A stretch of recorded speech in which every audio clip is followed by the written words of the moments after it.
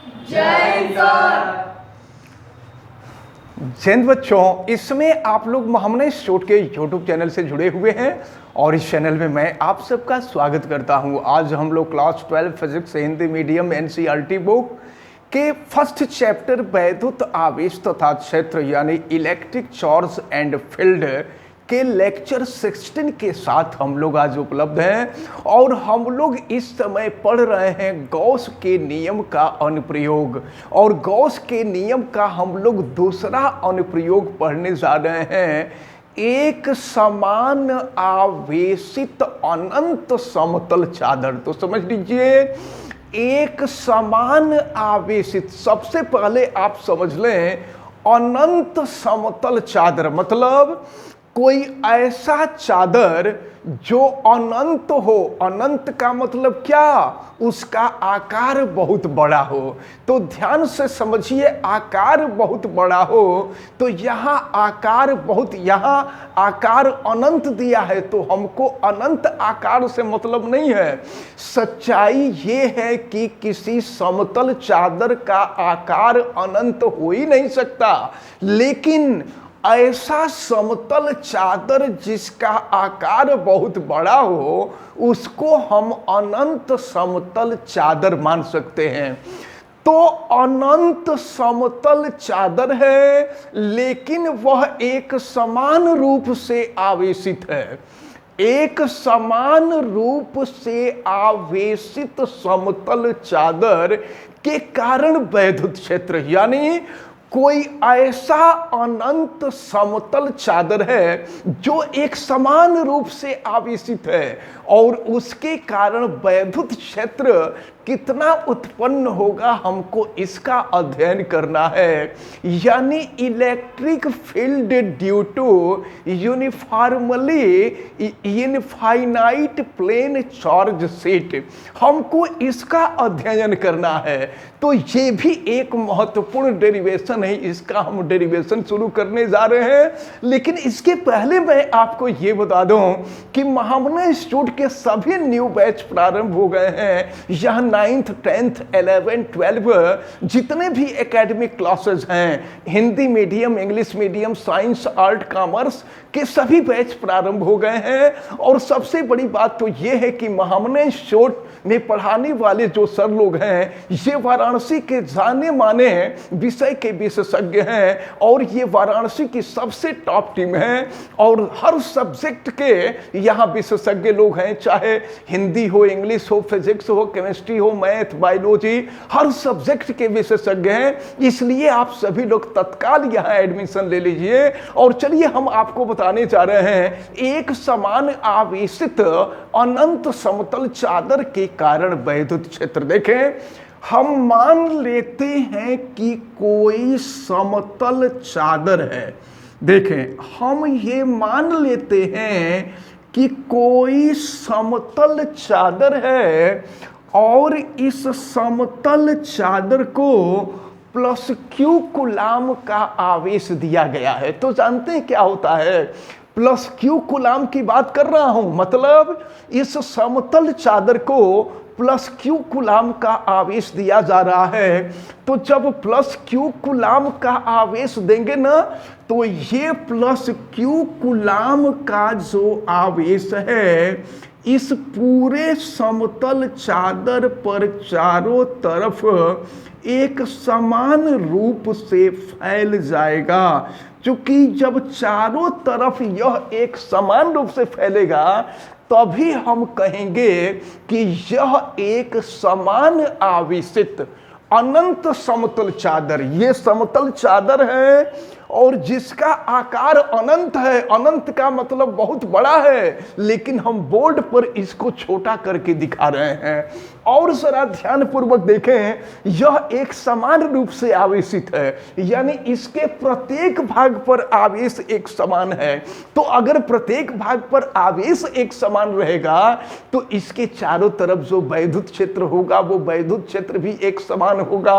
अब जरा ध्यान पूर्वक देखें, अब हम यहां पर ये जो समतल चादर है, इस समतल चादर के किसी एक तरफ एक बात आप ध्यान से समझिएगा, अगर कोई समतल चादर है, सपोज कीजिए ये कोई समतल चादर है, तो जब समतल चादर को हम आवेश देते हैं ना, तो आवेश इसके दोनों पृष्ठ पर फैलता है। किसी भी समतल चादर, कोई भी समतल चादर हो, जब उस समतल चादर को हम आवेश देते हैं तो वह आवेश इधर के तरफ भी फैलता है और इधर के तरफ भी फैलता है, दोनों तरफ फैलता है। ये अलग बात है कि यहाँ पर हमको आवेश जो है केवल सामने के तरफ दिखाई दे रहा है, यह आवेश केवल हमें सामने के तरफ दिखाई दे रहा है। लेकिन ये समतल चादर है, जब समतल चादर को हम आवेश दिए हैं तो ये आवेश, जितना आवेश बाहर के तरफ है उतना ही आवेश भीतर के तरफ है। इसलिए जितना वैद्युत क्षेत्र बाहर के तरफ उत्पन्न होगा उतना ही वैद्युत क्षेत्र भीतर के तरफ भी उत्पन्न होगा। तो अगर बाहर के तरफ हम कोई बिंदु P मान लें, अगर बाहर के तरफ कोई बिंदु है और उस बिंदु को हम P मान लें, और ठीक अगर पीछे के तरफ आवें, बाहर के तरफ जितनी दूरी पर ध्यान दें, बाहर के तरफ जितनी दूरी पर बिंदु P है, हम मान लेते हैं कि अंदर के तरफ उतनी ही दूरी पर बिंदु P डैश है। हमने आपको बताया था कि जब हमको वैद्युत क्षेत्र ज्ञात करना होता है तो हम एक गॉसियन पृष्ठ का निर्माण करते हैं। और गॉसियन पृष्ठ क्या होता है, तो हमने बताया आपको कि स्थिर वैद्युतिकी में जो बंद काल्पनिक पृष्ठ, यानी बंद पृष्ठ की जो हम कल्पना करते हैं, वह बंद पृष्ठ ही गॉसियन पृष्ठ होता है। तो देखें यहाँ पर जब हम गॉसियन पृष्ठ खींचते हैं ना, चूंकि ये पृष्ठ काल्पनिक होता है, तो काल्पनिक होता है इसलिए इसको हम जो है डॉटेड लाइन से दिखाते हैं। और डॉटेड लाइन से दिखाते हैं तो ये जो गॉसियन पृष्ठ होता है यह भी बेलन की तरह कार्य करने लगता है। तो अब इधर के तरफ भी वैद्युत क्षेत्र उत्पन्न होगा, इधर के तरफ भी वैद्युत क्षेत्र होगा। लेकिन एक बात आप ध्यान में रखे रहिए, हमने आपको बताया था कि जब किसी समतल चादर को आवेश देते हैं तो उस समतल चादर के एकांक क्षेत्रफल पर उपस्थित आवेश की जो मात्रा होती है उसको हम आवेश पृष्ठ घनत्व कहते हैं। समतल चादर पर जब आवेश दिया जाता है तो समतल चादर के एकांक क्षेत्रफल पर जो आवेशों की मात्रा होती है उसे हम आवेश पृष्ठ घनत्व कहते हैं। और आवेश पृष्ठ घनत्व को सिग्मा से प्रदर्शित किया जाता है। और ये सिग्मा इज इक्वल टू जो होता है यह Q/A होता है, यानी आवेश और A के क्षेत्रफल के बराबर होता है। अब अगर यहां से हम Q की वैल्यू निकालें ना, तो Q की वैल्यू निकालेंगे तो ये सिग्मा इंटू A होगा। जब हमको इसकी जरूरत होगी तो इस फार्मूले का यूज हम लोग कर लेंगे। अब जरा ध्यान पूर्वक देखें, हम वैद्युत फ्लक्स की गणना करने जा रहे हैं। देखें वैद्युत फ्लक्स की गणना कैसे की जाएगी, जरा देखें। जब यहां पर हमको बिंदु P पर वैद्युत क्षेत्र ज्ञात करना है तो बिंदु P पर यहां बाहर के तरफ वैद्युत क्षेत्र उत्पन्न होगा। और जानते हैं ये छोटा सा पृष्ठ लिया हुआ है, तो छोटे से पृष्ठ का जो क्षेत्रफल होगा यह वेक्टर dA होगा। इसी तरह से देखिए, इसी तरह से ये जो पीछे के तरफ वाला पृष्ठ है ना, इस पीछे के तरफ पृष्ठ पर भी वैद्युत क्षेत्र E होगा। और इसके साथ साथ यहाँ पर जो पृष्ठ क्षेत्रफल होगा वो वेक्टर dA होगा। अब देखें, अब हम यहाँ पर वैद्युत फ्लक्स की गणना करने जा रहे हैं।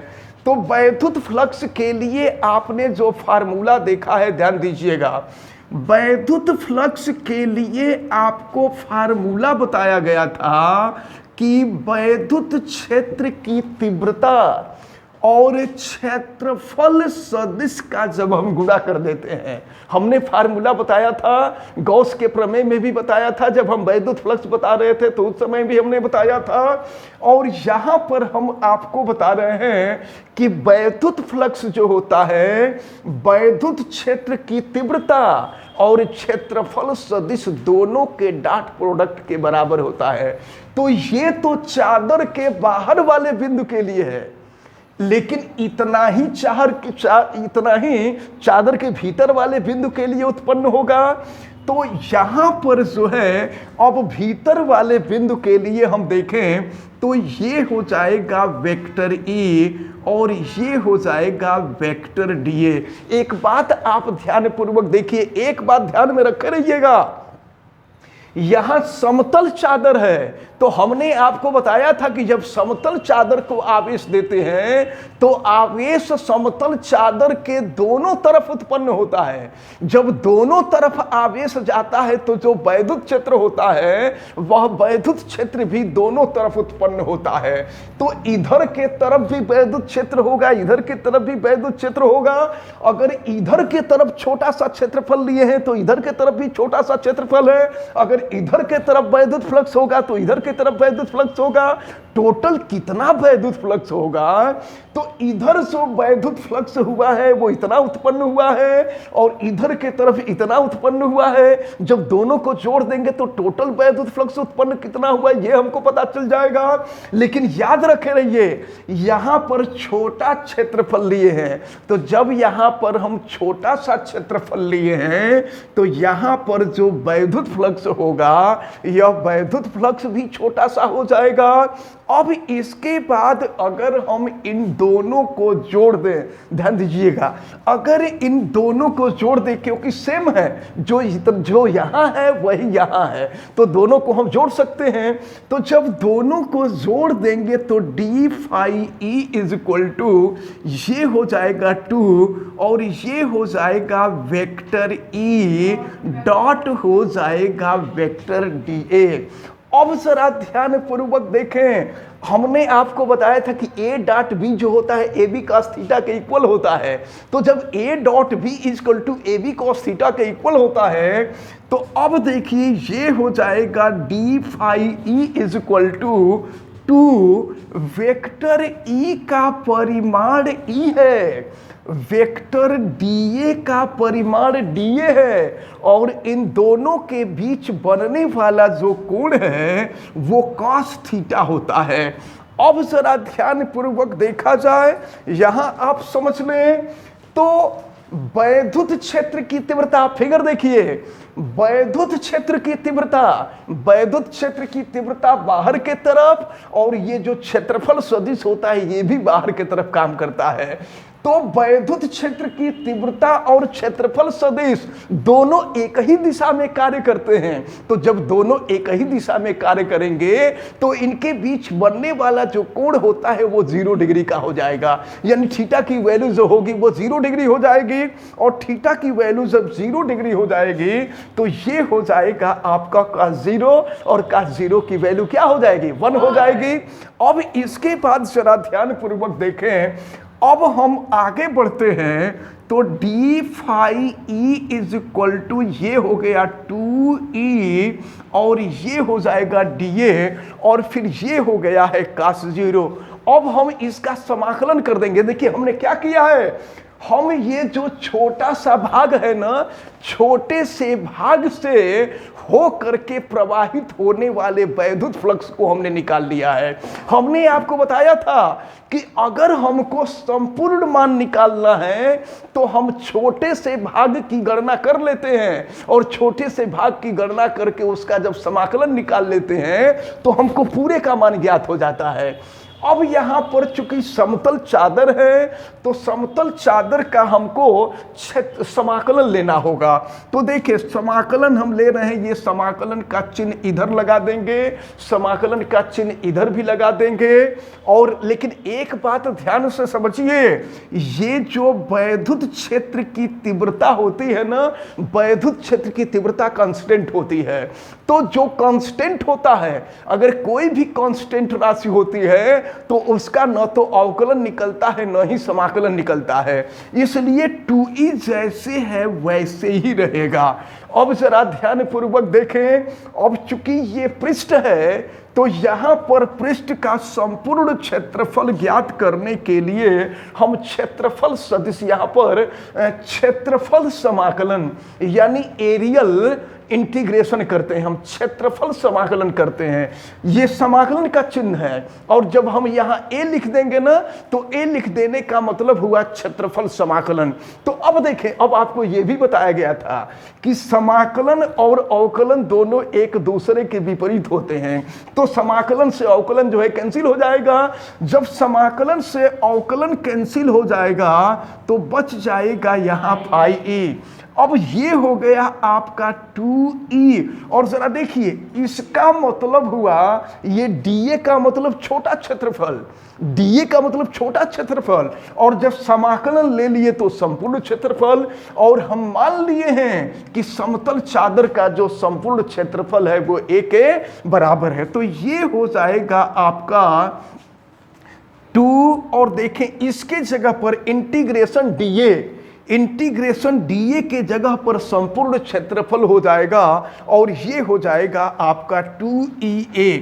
इसको हम समीकरण नंबर 1 मान लेते हैं। और फिर गॉस का नियम हम लोगों ने पढ़ा था, और गॉस के नियम की जरूरत हर जगह पड़ेगी, क्योंकि गॉस के नियम का ही अनुप्रयोग हम लोग पढ़ रहे हैं।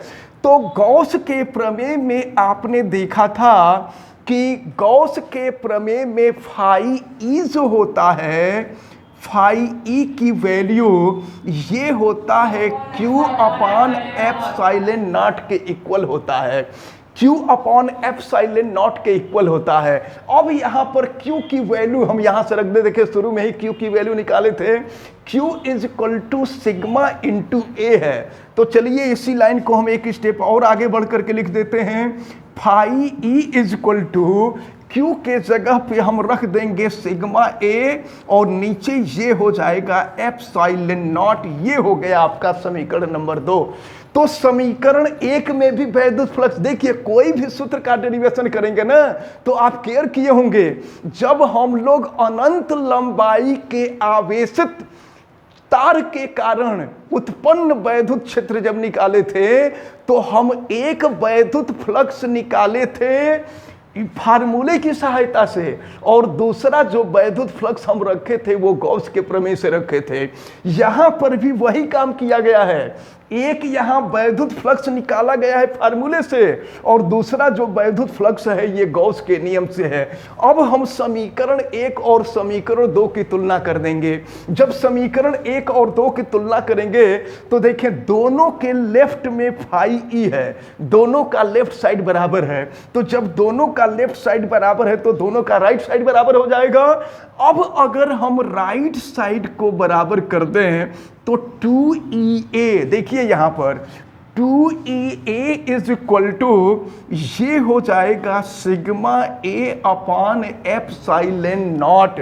अब क्या होगा, तो फिर A से A कैंसिल हो जाएगा, और यहां से देखें 2E इज इक्वल टू हो गया सिग्मा अपॉन एप्सिलॉन नॉट, या अगर यहां से हम E की वैल्यू निकालें तो सिग्मा अपान 2 एप्सिलॉन नॉट हो जाएगा। तो ये फार्मूला हम लोगों को निकल गया कि एक समान आवेशित अनंत समतल चादर के कारण वैद्युत क्षेत्र जो उत्पन्न होता है वो सिग्मा अपान 2 एप्सिलॉन नॉट के इक्वल होता है। इसको आप सभी लोग अच्छी तरह से याद रखे रहेंगे। लेकिन ये वैद्युत क्षेत्र की तीव्रता है, और हमने आपको बताया था कि वैद्युत क्षेत्र की तीव्रता सदिश राशि होती है। तो अगर ये आवेश है, ये चादर है और चादर पर धन आवेश है, तो धन आवेश के कारण वैद्युत क्षेत्र की जो दिशा होती है वो धन आवेश से दूर के तरफ होती है। ये आपको बहुत पहले बताया जा चुका है। तो यहां पर ये वैद्युत क्षेत्र की जो दिशा होगी वो चादर से बाहर के तरफ होगी। याद रखे रहिएगा, ये सब टेक्निकल पॉइंट है, आपसे पूछा जाता है कि अगर इस समतल चादर को हम धन आवेश दिए हैं तो वैद्युत क्षेत्र की तीव्रता सदिश राशि होती है, और अगर वैद्युत क्षेत्र की तीव्रता सदिश राशि होती है तो वैद्युत क्षेत्र की जो दिशा होगी वो प्लेट से बाहर के तरफ होगी। लेकिन अगर प्लेट को मान लीजिए हम धन आवेश नहीं दिए हैं, प्लेट को धन आवेश न देकर के ऋण आवेश दिए हैं, तो जानते हैं ऋण आवेश के कारण उत्पन्न वैद्युत क्षेत्र की तीव्रता की जो दिशा होती है वो ऋण आवेश के तरफ होती है। इसका मतलब ये हुआ कि अगर इस प्लेट पर ऋण आवेश दिया गया होगा तो वैद्युत क्षेत्र की जो दिशा होगी वो प्लेट के तरफ होगी। ये टेक्निकल पॉइंट याद रखे रहिएगा कि अगर प्लेट पर धन आवेश होगा तो वैद्युत क्षेत्र की जो दिशा होगी वो प्लेट से बाहर के तरफ होगी, और अगर इस प्लेट को ऋण आवेश दिया गया होगा तो वैद्युत क्षेत्र की जो दिशा होगी वो प्लेट के भीतर के तरफ होगी। तो इस प्रकार आज हम लोगों ने गॉस के नियम का या गॉस के प्रमेय का हम लोगों ने दूसरा अनुप्रयोग देखा। अभी कुछ और अनुप्रयोग देखने हैं, और ये सभी अनुप्रयोग बहुत ही महत्वपूर्ण है। ये डेरिवेशन आप सबको समझ में आ गया? और अगर आप लोगों को भी अच्छी तरह से समझना है तो महामना इंस्टीट्यूट में आपको तत्काल एडमिशन लेना होगा, क्योंकि नंबर प्राप्त करने के लिए केवल वीडियो ही सफिशिएंट नहीं होता है, आपको नोट भी बहुत बढ़िया चाहिए। जब बढ़िया नोट होगा तो आप बढ़िया एग्जाम में लिखेंगे, और जब बढ़िया लिखेंगे तब जाकर के आपको बढ़िया नंबर मिलेगा। इसलिए आप तत्काल किसी भी क्लास के पढ़ने वाले स्टूडेंट हों, किसी भी स्ट्रीम के हों, चाहे साइंस के हों या आर्ट के हों या कॉमर्स के हों, तत्काल महामना इंस्टीट्यूट में एडमिशन ले लीजिए। सभी क्लासेस शुरू हो गए हैं, और वीडियो देखने वाले लोग वीडियो को लाइक जरूर कर दीजिए। चैनल पे अगर आप नए हैं तो चैनल को सब्सक्राइब भी कर दीजिए। अगर बेल आइकन को आप प्रेस भी कर दें और उसको ऑल पे कर दें ताकि प्रतिदिन पढ़ने वाले वीडियो की सूचना आपको मिलती रहे, और जब कभी भी लाइव हुआ जाए तो आपको इसकी भी जानकारी मिलती रहे। और हाँ, वीडियो को आप सभी लोग शेयर जरूर कीजिएगा। आप सभी लोगों का बहुत बहुत धन्यवाद। जय Hind. Thank you, sir. You're most welcome.